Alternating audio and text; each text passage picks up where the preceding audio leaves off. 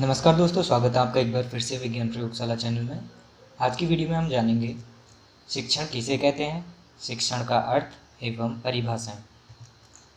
शिक्षण शिक्षण एक सामाजिक प्रक्रिया है। सामाजिक तथ्य शिक्षण को प्रभावित करते हैं।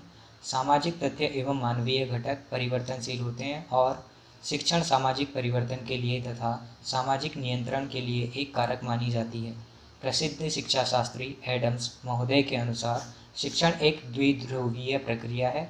इसकी एक धुरी शिक्षक है और दूसरी धुरी विद्यार्थी। शिक्षक अपने व्यक्तित्व के प्रभाव से विद्यार्थी के व्यवहार में अपेक्षित परिवर्तन तथा सुधार करता है और विद्यार्थी उसका अनुसरण करते हुए प्रभावित होता है। इस प्रकार शिक्षक एवं शिक्षार्थी के बीच शिक्षण की प्रक्रिया चलती रहती है। इस प्रक्रिया में शिक्षक के प्रयास को शिक्षण कहते हैं तथा शिक्षार्थी के कार्य को अधिगम या सीखना कहते हैं। शिक्षण का अर्थ।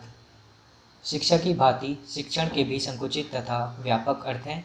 संकुचित अर्थ में शिक्षण का तात्पर्य विद्यार्थी को कक्षा में कुछ ज्ञान या परामर्श देना है, लेकिन व्यापक अर्थ में शिक्षण के अंतर्गत प्रत्येक व्यक्ति या वस्तु विद्यार्थी को जन्म से लेकर मृत्यु तक कुछ न कुछ सिखाती ही रहती है।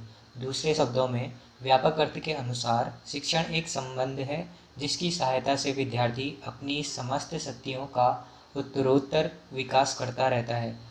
अमेरिका के प्रसिद्ध प्रयोजनवादी शिक्षा शास्त्री जॉन ड्यूवी महोदय के अनुसार शिक्षण एक त्रिध्रुवीय प्रक्रिया है।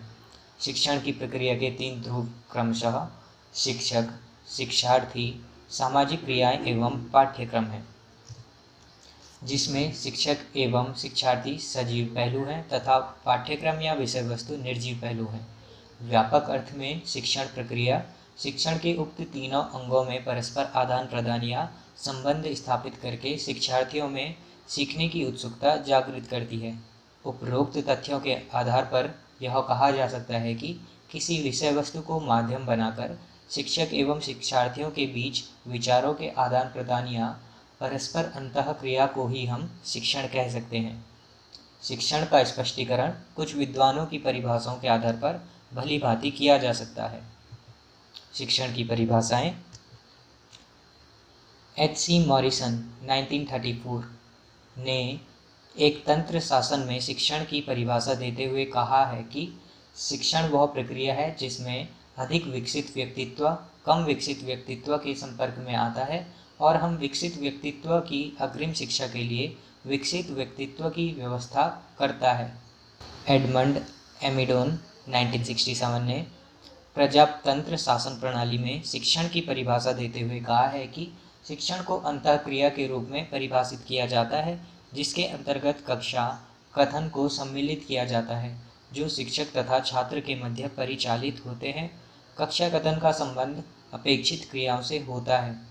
जॉन बूबेकर ने हस्तक्षेप रहित शासन में शिक्षण को परिभाषित करते हुए कहा है कि शिक्षण में ऐसी परिस्थितियों की व्यवस्था की जाती है जिनमें कुछ रिक्त स्थान छोड़ दिए जाते हैं तथा कठिनाइयाँ उत्पन्न की जाती हैं। छात्र उन कठिनाइयों पर विजय पाने का प्रयास करता है तथा रिक्त स्थानों की पूर्ति करने का प्रयास करता है। छात्र को इस प्रक्रिया की क्रियाएं सीखने में सहायक होती हैं। शिक्षण की कुछ अन्य परिभाषाएं।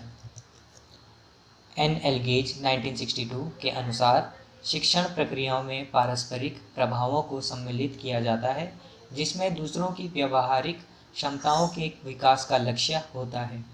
बर्टन के अनुसार शिक्षण अधिगम हेतु उद्दीपन, मार्गदर्शन तथा दिशाबोध है। क्लार्क के अनुसार अधिगम एक स्थायी व्यवहार परिवर्तन है और शिक्षण वह प्रक्रिया है जो छात्रों के व्यवहार में स्थायी परिवर्तन लाती है। इस प्रकार शिक्षण की उपलब्धि का मानदंड अधिगम ही है। B.S. ब्लूम 1966 के अनुसार शिक्षण की क्रियाओं, विधियों, व्याख्यान, गृह कार्य, वाद विवाद आदि का उद्देश्य होता है कि छात्रों के ज्ञानात्मक, भावात्मक तथा क्रियात्मक पक्षों के स्तरों का विकास करना। यह विकास अधिगम का ही प्रारूप होता है। जेम्स एंड याइन के अनुसार समृद्ध शिक्षण का अर्थ है सीखने में वृद्धि करना। स्किनर के अनुसार शिक्षण पुनर्बल की कंटीजेंसीज का क्रम है। रायबर्न के अनुसार शिक्षण एक संबंध है जो विद्यार्थियों को उसकी शक्तियों के विकास में सहायता देता है।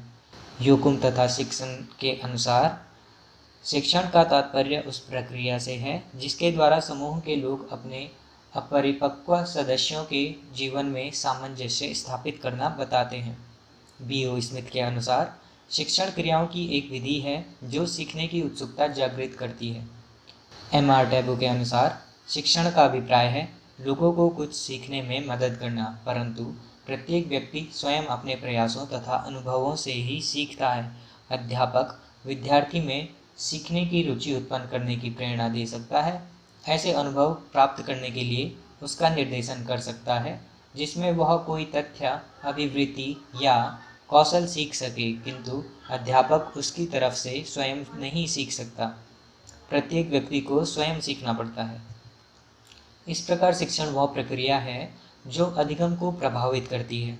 शिक्षण की यह परिभाषा अधिक व्यावहारिक प्रतीत होती है क्योंकि शिक्षण की क्रियाओं का मुख्य लक्षण छात्रों को सिखाना होता है। अधिगम शिक्षण के बिना भी होता रहता है, जबकि शिक्षण अधिगम के बिना संभव नहीं होता है। तो आज की वीडियो में बस इतना ही। आशा करता हूँ आपको वीडियो पसंद आई होगी। आपको वीडियो पसंद आई हो तो आप लाइक कीजिए, हमारे चैनल को सब्सक्राइब कर लीजिए, और यही लेक्चर आप PDF की फॉर्म में चाहते हैं तो डिस्क्रिप्शन में दी गई लिंक पर जाकर यह लेक्चर डाउनलोड कर सकते हैं, और हमारी वेबसाइट foundationcafe.com पर जाकर ये सारे टॉपिक्स आप पढ़ सकते हैं।